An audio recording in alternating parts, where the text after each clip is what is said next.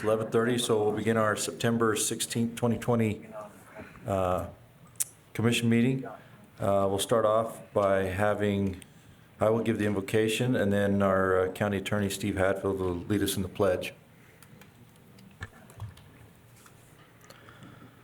Our Father in heaven, we're grateful for this day and for the opportunity which we have to be able to be here in this building and in this area, and to be able to live and enjoy the blessings of this land. Father, we're grateful for the good people that live here and work here, and for many people that service our fire and sheriff's department.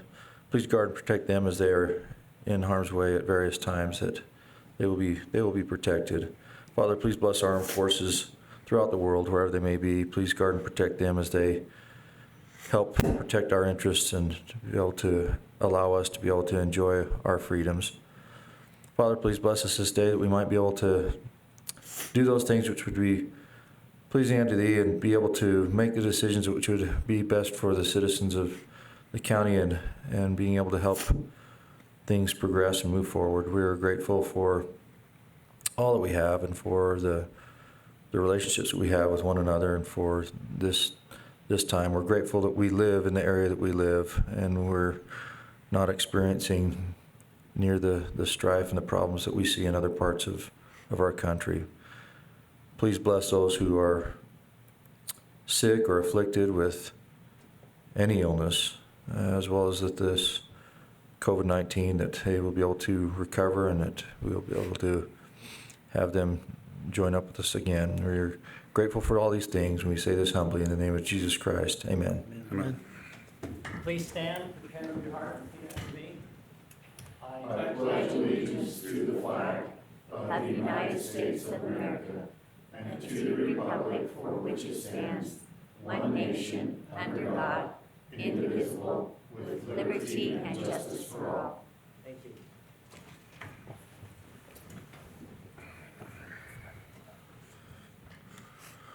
Okay. Thanks, Steve. Did you guys get a chance to look over the minutes? I did. I'd make a motion that we approve the minutes from our August 19th as well as our September 2nd meetings. I'll second that motion. I have a motion by Commissioner Scott, second by Commissioner Summers. All in favor? Aye.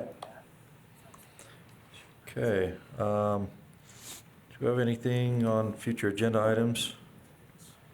You guys got anything? Not on future. Any former? Were you going to talk about UTA? Oh, yes. Yeah, the bus. Yeah. Glad you brought that up. Just want to mention, we've been working with UTA on one of their bus stops. It was brought to our attention by, I believe it was Matt Hansen, was really concerned about the bus stop that they had there in front of their car dealership on 1100 South. Especially in the wintertime, he'd have his guys, some of his sales guys, go out there with shovels trying to shovel snow out of the way, because some of the people in their wheelchairs or the walkers were waiting on the side of the road for the bus, and with the snow being piled up, they were actually almost out in the road. And everybody knows how bad the traffic can get along 1100 South there. It was just an accident waiting to happen. And so we discussed it with UTA, came up with the idea that they would now turn on that intersection right before the old pickup, and go right along the side there where you turn into Walmart, and they put their stop there, and then they just pick people up, because most of the people that are riding the bus are going to Walmart anyway, and so it puts them closer to the store. They don't have to cross as many streets, and then the bus just loops back around and goes back around where America First is and gets back on 1100 South. So it doesn't really cost them much time-wise, but it's a lot safer. And so I think that was a good call. We got with, was it Beth on UTA, and they got to work on that and got it changed. I think they just changed it the last 2 or 3 weeks.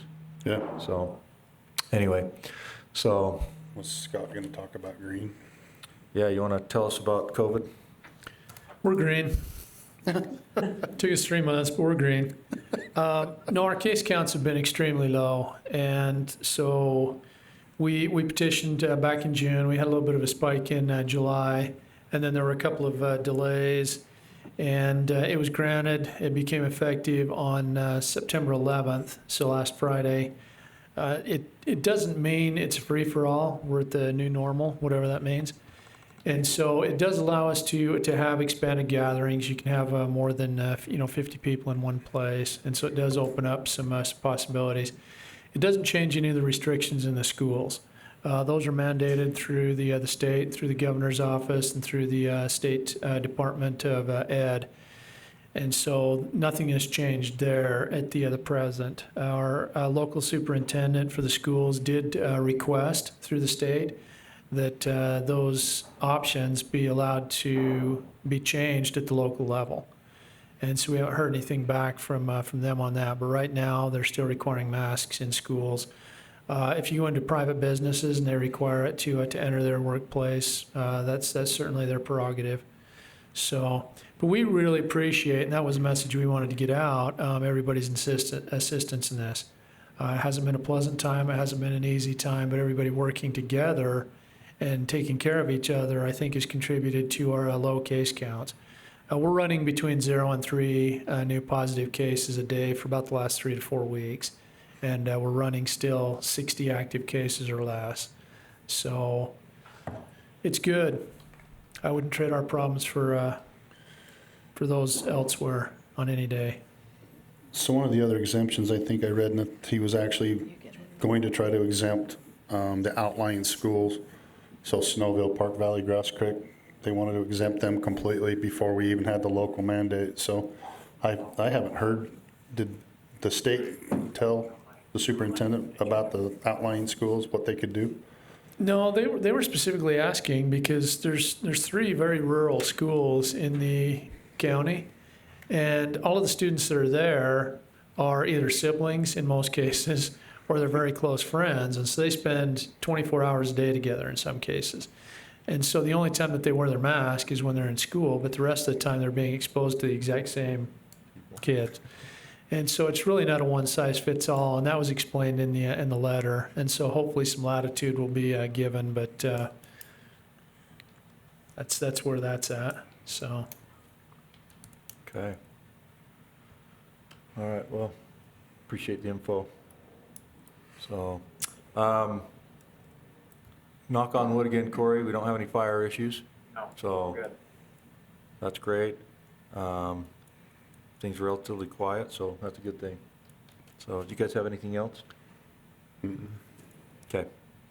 All right, then we'll go ahead and have Heather come on up, state your name, and tell us why you're here.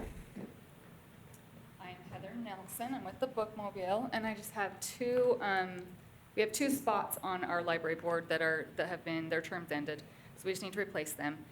The first one that we have is Tricia Boyce, and she is from Fielding, and we would like her to replace, and she will replace a spot from Carrie John, who was from Portage. So that's the first one. And then the second one is Kendra Luthi, and she is from Honeyville, and she will replace Pat Garner. Kendra what? Luthi. Did I say it wrong? No, I'm wondering how to spell that. Luthy. And are these 4-year, or is there a certain term on these? 4-year 4 years? terms. Mm-hmm. Okay, And who is Yeah. Kendra replacing? Kendra is replacing Pat Garner. So they have both 4-year terms. okay. And I think both of the other ones served 8, right? They both served 4. Oh, did they? Yeah, Oh, okay. yeah. So this will put us at 7 members with Okay. one empty seat still. Okay. So. I'd make a motion that we give them people that served a vote of thanks for all that they've done and done for the Bookmobile in the outlying counties yeah, now John, what was her first name? Carrie. Carrie John and Pat Garner done a great job for us, and we'll replace them with Tricia Boyce and Kendra Luthi. I can't remember that. Okay. I will second that motion. Okay, I have a motion by Commissioner Summers, second by Commissioner Scott. All in favor? Aye. Thank you. Okay. Yeah, thanks a lot. Thank you. Okay, looks like our 10:35, Dave Glauser's not here yet. He's on his way, so we will skip past both our public hearings. And I guess we could do the corridor preservation. Scott, we'll do that, and then we can move on to the other. Shouldn't take long. Well, take 5 minutes, and then we'll be right on time. This is just a request for payment from the Corridor Preservation Fund. The project number is CPF 19-07. The request is from Tremont City for 1650 West Main Street intersection. This project was approved by the COG on October 7th, 2019, and the County Commission on October 16th, 2019. So they've proceeded with that project and have finalized it, and the last amount to be dispersed for that project is $8,977.21. And that would complete that 1650 West Main Street intersection. So what was the details on that then? What were they doing to the intersection? So they acquired a right-of-way to the south end of that intersection, and that came before you earlier this Yeah. year. And then this basically widened out the north side of the intersection, so they had a turn lane on one side and had better radius accessing the north side. So Okay. I was trying to remember, yeah. Is that the area past Top Loop? the what? Past Top Loop, there on West Main? It's the one, I'm trying to remember, It's the new one, right? yeah, they're, I think on the south, what would it be, Yeah. the southwest corner, I think is gonna be like a IFA or something like that, maybe? I can't remember exactly. I think the southeast corner maybe is Butters. Does that make sense or no? No. Might be further out. Okay, But this completes the project. It does, It's yeah. completed, and they just, yeah, and they Final came funding. in, under budget by, I think maybe $12,000 or $13,000 total. Cool. Very good. I would make a motion that we approve the final corridor preservation request for the Tremont City 1550 West Main project. 1650. Yeah. It says 1550 on here. Okay, this says Yeah. 15, That's- 1650, okay. Second. I have a motion by Commissioner Scott, second by Commissioner Summers. All in favor? Aye. Do you want me to give background on Sure. the Sure. first public Yeah. hearing, and then you can open it? So the first one is the road vacate. So this request comes from the landowner. It is project number VAC 20-01. The location is approximately 25,100 north and the frontage road. It's in an unzoned area. So this has gone through the planning commission, and the planning commission has forwarded a recommendation of approval to the county commission. What it is, you have an image there showing the road. It's an old county road that hasn't been in use for decades, possibly over a century, and it cuts basically across the property that is fully used by the applicant, as well as I believe 2 neighbors to the south. The frontage road has been there for quite some time and is the road that is used for travel for several decades now. So a public hearing is required at the county commission level. Following that public hearing, the county commission can approve or not approve the vacation. And the way the process for vacation is written, following the public hearing, if approval is given, an ordinance would be prepared, and the planning staff would bring that to you for final approval and signature at your next meeting. So I don't know if there's any questions. Do you guys have anything? No, I remember, the planning commission talking about this. There wasn't any public opposition, Nope. and it really doesn't affect anybody other than the adjacent landowners, and I think they're the ones that want it, so. Yeah, the current landowner that has submitted, obviously it affects him, and we've received an application for the landowner to the south that has the same issue. How much property is it actually? Does it say? That's a good question.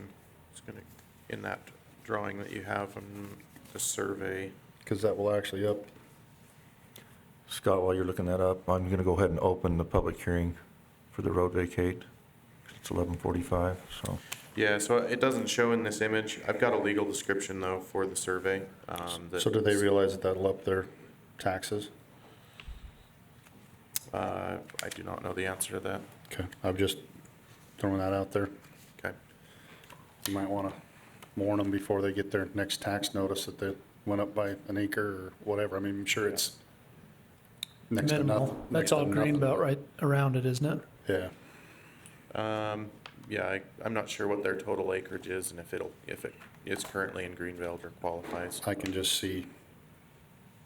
Anyway, No, that's a good thing. okay. Okay, thanks, Scott. We'll go ahead and open that up then. Anybody that would like to speak to this particular item on this road vacate, you can come up. Please state your name in the microphone for the record.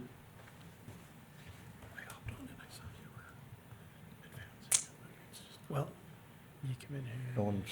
No one's commenting, then I'd entertain a motion. Just go from current. So I make a motion, we close the public hearing. It just sits there. Okay. I'll second that. I have a motion by Commissioner Summers, second by Commissioner Scott. All in favor? Aye. The program, it just doesn't, not recognizing If he's talking to Nate, I'll make a motion that we go ahead with the vacate of the frontage road property in Portage. You have the Approve. description on that? Do you need that on that motion? What was If you just want to approve project VAC 20-01, VAC dash 20-01, 20-01? and then direct us to bring an ordinance to the next meeting. Yeah, to get an ordinance for the next meeting. it. I'll second that. Okay, I have a motion by Commissioner Summers, second by Commissioner Scott. All in favor? Aye. Aye. Okay. And we're a couple minutes away from our other public hearing. Do you want to give us the details on this one? All right, so the background on this one, this is going through the surplus property disposal process. So there are two individuals who are interested in this piece of property. This is the 156 acre parcel at the base of, on the north side of Little Mountain that the county owns. So one of those individuals is Brian Stenquist. He's here in the meeting today. The other one is Jeremy Cook. He couldn't make it today. The surplus property disposal process requires that a public hearing be held in the county commission meeting. The other items to take into account that, or I guess that need to be decided today. So first, I should say this went to the planning commission and was reviewed by them. They review whether it is in conflict or in harmony with the county general plan and the land use code. It is not in conflict with either of those. So with that being said, they forwarded a recommendation that the commission can proceed, however they desire with the disposal of the property. So what the county commission would need to decide today so that we could finalize the process is, one, if they would prefer to lease the property or if they would prefer to sell the property. And two, the process by which they would determine the highest and economic value. So there are a few ways to do that: sealed competitive bid, public auction, evaluation by a qualified and disinterested appraiser, the Box Elder County Assessor's Office, and other professional publications or valuation services. So correct me if I'm wrong, but we've already went through this process with the last person that actually put a bid on it. So we should have bids and everything else in place. You're saying prior to this, and there may be, for this new application, we would need new bids. Okay. Because that was a long time ago, wasn't it? Yeah. So I mean, as far as this goes, we would, probably what makes the most sense based on speaking with the two interested parties, it sounds like both of them are more interested in a lease than a purchase currently. with maybe either a potential to purchase down the road or open it back up to a purchase down the road. So the standard lease agreement that the county uses for like agricultural land, I got a copy of that from Tom Cotter. It's a 2-year lease.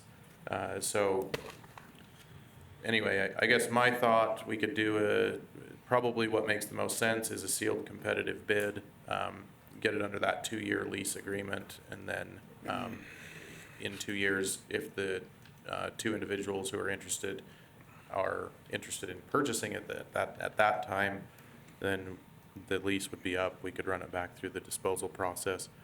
But that's just what I'm gathering based on what the individuals have said. So during the public hearing, if Mr. Stenquist has other opinions, or if the commission has a difference of opinion, obviously it's your decision to make. Do you know the history of the property as far as, I mean, have we leased it out Yeah, for the last, previously? We have been leasing it out for quite some time. I Okay. know that the As long as other I've been here. interested party, Jeremy and Jason Cook, they have been, the leaseors. So do we currently have a lease on it Yeah. right now? currently no. Okay. I thought that there was a reoccurring lease. Is I there? thought that they were still paying. Yeah, Last I'm not, time. I guess I shouldn't say I'm not 100% sure. My understanding is no, That but, was something that Mitch was supposed to be taking care of, Okay. because Jason works for the county. So. yeah. Okay. I'll go ahead and open up the public hearing for the, let me go back here. For the Surplus property. disposal of surplus property. Anybody that'd like to come up and speak to this issue, please come up and state your name in the microphone for the record.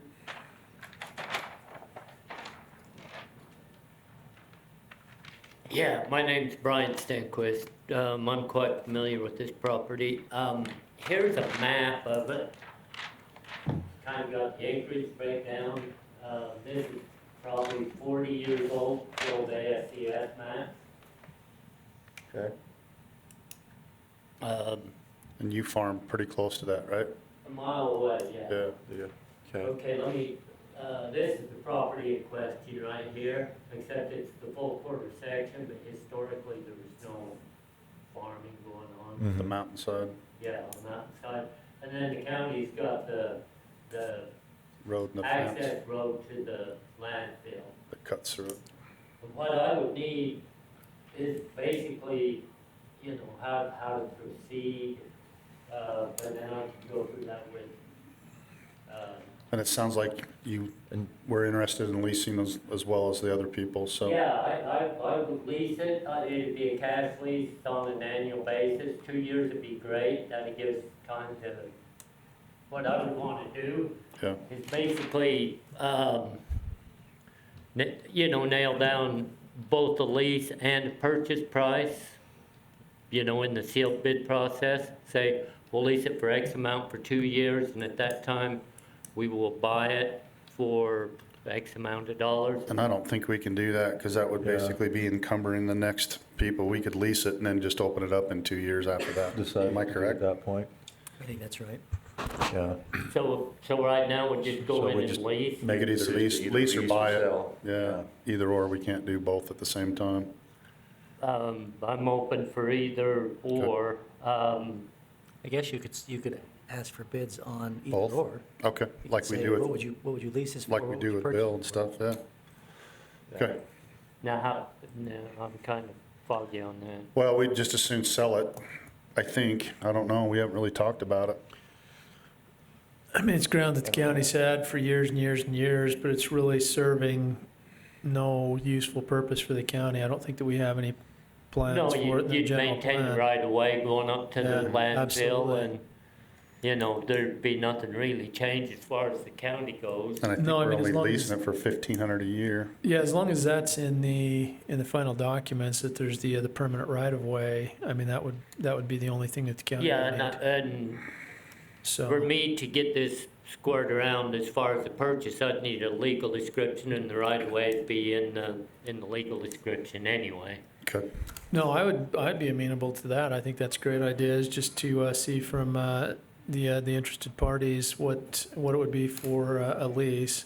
and also purchase. And then we just weigh those out and Okay. Okay. Well, I've got a number, in my head for both, and so just work with Well, Yeah, Dr. yeah. for that. Well, whatever we decide as far as to send it out. how does that go, Steve? Does that need to go out as like formal notice in the paper, or is it just between the two interested parties? I mean, No, it would need to go, in order to get a fair, Market value. that's what I Market thought. value. Let everyone know about you'd it. have to publish it and have bids submitted from everyone Okay. in Yeah. the public. Okay. Yeah, So what kind of So- timeline would we Still be get lead looking at, would you appraisal. guess? I think typically it's just a couple weeks. It goes in there. Okay. I think it typically goes into the paper, and then we just have maybe 2 weeks that Mhm. the bids have to be back. So probably within a month, you could probably have the thing Yeah. worked out. I'm guessing, yeah. Okay. So, Oh, Isn't that pretty typical, Steve? It goes into the newspaper, and then there's just a deadline of maybe Yeah. 2 weeks to have those submitted. Basically just an announcement in the paper saying this Then we property is review being it. offered for lease Okay. or purchase. Submit bids by such and such a date. so you're How many- thinking more selling the ground instead of leasing it, or? Either or. I'd entertain both. Probably what I'd the look at best both of them. use, it says in our policy what the best use for the citizens are, so Yeah, I'd look at both options. if we could and put it see. back on the tax rolls, I think that'd be the better way of doing it, so. So do we just need to make a motion for a public notice? Yeah, direct. Direct these guys to do, Scott to go ahead and do the notice and Yeah, all right. Yeah, I would make a Hold on, motion. hold on. Oh, Before we do that, is there we're still anybody in else public that hearing, would aren't like to speak to this issue? thanks, Brian. Thanks, Brian. If not, I entertain a motion to close the public hearing. so moved. Second. We have a motion by Commissioner Scott, second by Commissioner Summers, all in favor? Aye. Aye. Okay. So, No, I jumped again. I would make a motion that we direct staff to prepare a listing in the newspaper requesting bids for the potential lease and/or sale of the property out that the county owns by Little Mountain. The only thing that I would probably say was to get a hold of Gina Scott and just see what she actually needs, if there's anything she needs on both sides of that road. The mountainside isn't really gonna be a lot of good. Bill's shaking his head. So, There's a gravel source Yeah. that we utilize on part of that property that's on the, so maybe maybe, on the south side. To either cut out that corner. And that's what I- leave that in County. That's what I was thinking. That's another decision I guess you'd have to make. so that would be the only stipulation. I would make sure that we talk to Gina and Bill about that corner portion. I think it'd take off, Maybe 28. I was just gonna say, I think last time we looked at it, it was about 22 acres, so. so you probably want to do that before you put it in the paper? Yeah. so is that part of your motion then? Yeah, I'll accept that amendment on the motion. Okay. And I'll second that amendment. Okay. I have a motion by Commissioner Scott, a second by Commissioner Summers, all in favor? Aye. Okay. You got all that, Scott? Just like frantically writing away. Okay, all right, thanks. Okay, it looks like we're up to Steve on the Indigent Capital Defense Fund. Okay, just by way of quick introduction, Box Elder County is currently prosecuting an individual for aggravated murder, aggravated attempted murder. He has been found indigent, which requires the county to be responsible for the cost of his defense. The county is also seeking the death penalty in that case. In order for his defense attorney to be appointed by the court, they have to be qualified to handle death penalty cases, and their fees are fairly significant. As a result, for some time, the county's been participating with other counties in the state in the Indigent Capital Defense Fund. And that fund basically will pay the costs of defense. Each year we pay dues, every county pays dues that's participating. So luckily, we're doing that, and now it's our turn to draw on the fund. So in order to do that, they're requiring a application, it's just a formality, we ask them to pay. And then there is also a contract that the contract is actually between the fund and the defense attorneys who've been appointed. Those attorneys are Richard M. Gallegos and Jonathan Nish. They've already signed the contract. So what I need is authorization to sign the application, and then I need authorization to sign, the county commission to sign Basically, it's just an acknowledgement of this contract between the fund and the attorneys. I have both the application and the contract here. I don't know if you have any questions or, I don't. I don't. I think shows some foresight for some of the people that actually started paying into this. Yeah. Because it's been a long time since we've drawn on this, isn't it? Have we ever? No, when we did the Glenn Griffin case back Oh, 2009, something like that. yeah, before I was here. 11 years, huh? Yeah. Okay. I'd make a motion that we approve the Capital Defense Fund Contract 20-44. And does the other one have? I don't know if this has a number, because it's not with us, but I guess we do need a number probably so you can keep track of it. It's, what we're doing is just acknowledging it. And do you want me to do that one Can we do first? it all in one motion, or? Do the application first. Okay, we just did the contract 20-44. Okay. It's probably 45, but let me look real quick. I've got 44 here, but, The new one probably. oh. Yeah, so it would be 45 would be the next number. I'd make a motion that we approve.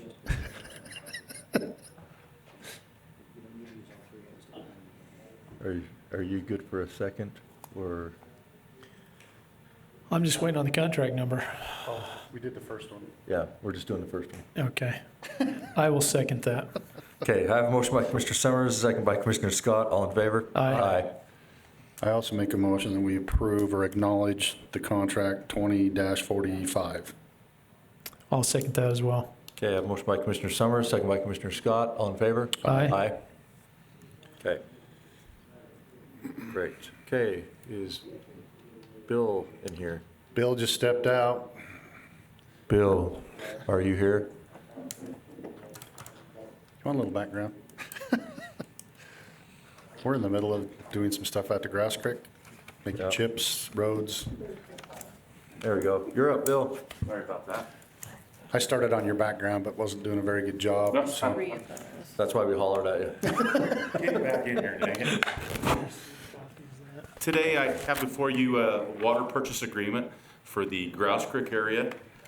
This agreement is the same boilerplate that we've used in the past water purchase agreements with the same rates involved. So this agreement is with Neil Evans out in that South Grouse Creek area. The price for the record would be $25 per 10,000 gallon load, which would be our larger tanker, and $12.50 for 4,000 gallons on our smaller truck that's working in the area. That is what we have today. And he's primarily going to take the option for repayment directly back monetarily back to him at the end of the season, is what we're looking at. So this is really similar to what we've done in the past. It is. Okay. No, I love this. I think it makes a ton of sense for him and for the county. I mean, it's a good water source and it saves a lot of money for the county, so. We're definitely in need of water out there for a road project to go on for this fall.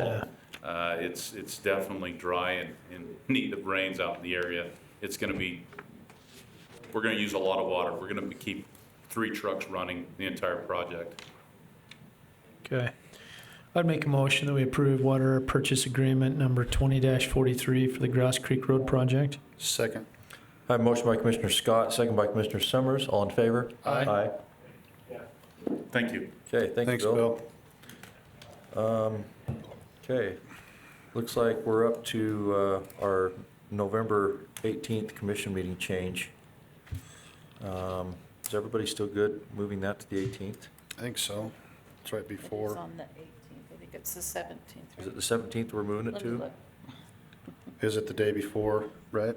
We were gonna do election canvas at 8 and Yeah. then the county commission meeting at 9 or just Yeah, immediately the following? 17th. that works for me if that works for you, So we're moving it from the 18th to the to the 17th. 17th. Okay, I'll make a motion that we approve the commission change meeting time on the 17th to coincide with the election canvas.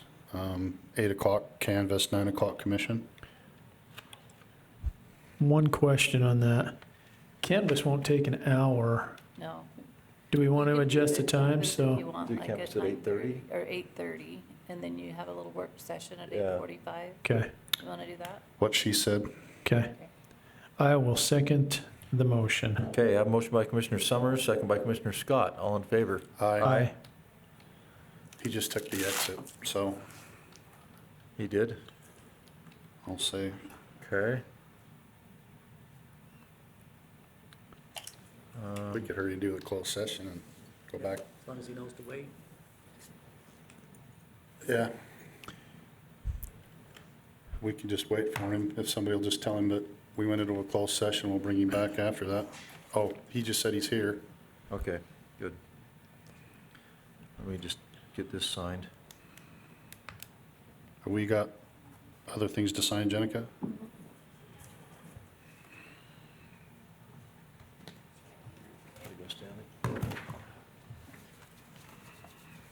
Do you guys have it at 40 degrees?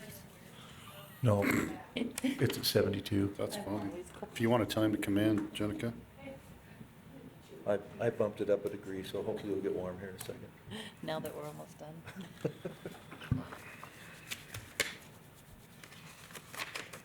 Okay.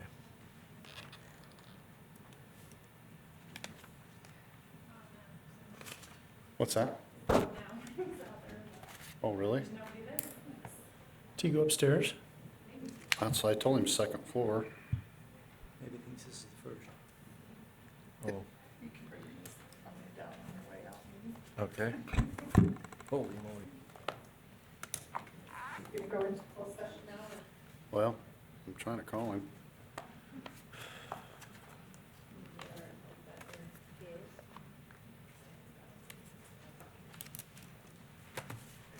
Are you here? I think you're up on the third floor. There's a ground floor, yeah. Okay, if you walked up the steps, okay, just walk in that commission chamber.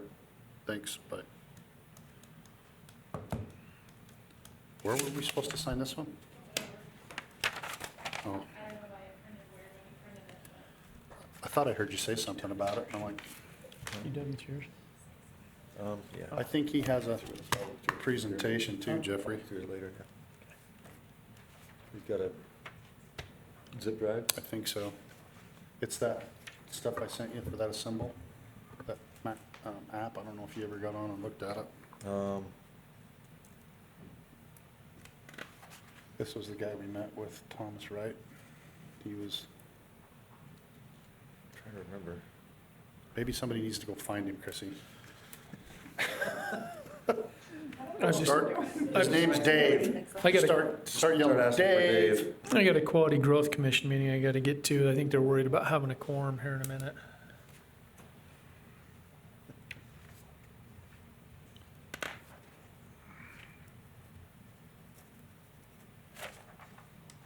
What time's yours? Jeffrey? Shortly. Let's see.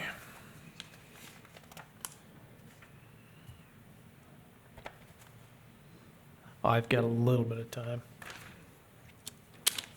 There he is. Am I up? You're in the hot seat. All right. Pressure's on. Come on up and state your name for the record. My name is Dave Glauser. Just want to start off by apologizing for being late. I was in Provo for a meeting this morning. Set the GPS, I'd leave right on time, hit traffic in Lehigh, then again in Ogden. So I really appreciate you moving me around on the agenda. It's an honor to be here with you today. I assume I'm just good to go into my presentation, is that correct? Okay. Just a little background on me. So I was the campaign manager for Thomas Wright and Rob Bishop. So I remember having breakfast with some of you. And then shortly after, was contacted by a tech company that is a new startup here in Utah that I think presents a great opportunity for to kind of revolutionize the way that governments, local governments, are able to interact with their citizens. And so, I'll just go through real quick. The problem that we are looking to fix: 76% of Americans have never attended a local public meeting. Now, of those 24% that have, I think a lot of them are frustrated. I know that I went to one. It was in the city of Mill Creek, and there was about 150 people there over a heated issue, and most of them didn't get to speak. Those that did kind of went off topic, ranted a little bit, got a little contentious. They did a show of hands for a poll at the end, and it definitely could have been held better, right? 78% of Utahns are unsure how their elected officials are performing. Many times they don't know their mayors, they don't know their county commissioners, and they don't know the issues. Now, there's a city that I won't name in Salt Lake County that had a single issue they were looking at. They spent $90,000 to do a poll to try and get community feedback to figure out what they should do about rezoning it was a batting cage and a driving range. $90,000, they ended up not doing anything with it, and that money is just one time, it's gone. What we want to do is bridge the gap so that your citizens here in Box Elder County, so that they know what the county's up to, they feel like they know you and they're connected, and so that you feel like you can reach out to them anytime that you want to get feedback from them, or anytime that you want to educate them on something. I think this is especially important with COVID. It makes in-person meetings a lot harder, and we kind of have a unique opportunity to, I think, change it beyond COVID, but especially in COVID, allow you to still connect with them. Now, lots of times when local governments do things, I'm sure you guys have heard it, people get really frustrated. In fact, one of my favorite examples that I don't want to get into the weeds too much with is the tax reform. When I was on the campaign, we were going around and we had so many people that expressed their frustration and anger, and they said they're trying to sneak this in on us. They think we're dumb. They think we're not paying attention. Why weren't we notified? And all of a sudden they passed this bill. Well, then we'd meet with some of the legislators, and they were saying, look, we set the record most hours of public hearings the state of Utah had ever held. And so they're like, we did everything we could to get the voice of the people. Now, I understand there was some procedural problems. It's not quite that simple, but I think it goes to show the disconnect on how the elected officials, even when they try and get input or try and connect with their citizens, they have a difficult time doing so. 91, so our product is Assemble, and we're an app. We also have a website, and we're looking to bridge that gap. So far, we've been very effective. 91% of our users say that they feel more connected to their local government because of Assemble. We think that's the floor. We think there's nowhere to go but up. The city of Vineyard is the first city that we were in, a smaller city down in Utah County. Within 3 months, we had 21% of households not just downloaded our app, but also created a profile and registered with their address so that we could connect with them, so that Vineyard could connect with them. Now, we compare this to another city in Salt Lake County that has their own app. They spent $15,000 to develop the app. Now they spend $1,500 a month to keep it going. After a year, they had 4% of their city that had downloaded the app, and they were proud of that. And I think 4%, 4% of your city turns up to a town hall. That's pretty good. That's huge. So 4% is good, but we got 21% in 3 months in Vineyard, with a very limited marketing budget as well. 93% of those responded to a poll of some kind. And so the way that the app works is you're going to download it. You enter your information, your address, and then it'll automatically connect you with your city and your county, hopefully one day your school board, and the state of Utah. There's a community page that they can go to, and they click, and it'll have all of your information, the elected officials. They can see email, a little bit about you, your pictures on there, so they know, they feel connected. And then there's polls. So anytime the county wants to get feedback on an issue, they put it out there, and they'll get a push notification that says your county wants to hear from you. They open it. It'll have the issue. We are more than willing to help with content production, but we largely would like it to come from the county or the city. And you guys can put it, here's a summary of the issue, here's pros and cons, here's some references, some news articles we can link to, and then a vote. And it doesn't just have to be a thumbs up or thumbs down. For example, one of the ones that Vineyard did, they didn't have a grocery store in Vineyard. They wanted to put one in there. Well, the question, do you want a grocery store? Overwhelmingly, yes. I think it was about 93%. But then they said, how much do you spend on groceries per month? Where do you currently go? Is it Orem? Is it Provo? What grocery store do you prefer? All these questions, they were able to get feedback. And then there's also a comment section. Now, the mayor of Vineyard made a pledge to read every single comment that comes in. So pretty powerful that their citizens know when they leave a comment, it will be read by the decision makers. In addition to that, when the poll closes, they then get feedback that can come from you that kind of says, okay, thank you, your voice has been heard. It can give them kind of where they're at, what's next in the process, so that they know and they can participate. You can also send out a push notification if you guys have a county newsletter. If you have, you want to notify them there's a public hearing at this time, this place, you can come. And what we're finding, we just recently started with Utah County. And when we met with the county commissioners down there, they were excited about it, but they're like, we're not sure what we'll use it for. We have some ideas, but they ended up signing up, so they have it. And what we found is that their employees and some of the administrators have the greatest use for it. The clerk's office, the health department actually just found out about the app, and they jumped on our meeting. We held weekly meetings with all of our clients. 2 weeks ago, they jumped on the call with us, And they're like, we had no idea this was a thing. Where have you guys been? We want to send out notifications for COVID alerts, for everything that's going on, to notify and alert our people. And so we're working with them to begin to create some of that content and put that out there. Also, we're really close with Mapleton, and we wish we would have been a month ahead of time because they could have sent out notifications for evacuations with the fires that they're currently going through. They can also, citizens can just, any general comments or concerns that they have, they can submit. They can also report if there's a pothole or street lights out or whatever they need to report. It's a two-way communication channel where you can get their feedback, give them notifications, and they can also reach out, feel more connected with you. I do have some more to go into, but I want to take questions.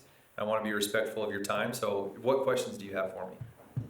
I was just curious, so with this format, so if I'm Joe Public and I write a comment, do I get to see all the other comments that are coming in, or is it just strictly I give my comment and then it's basically the...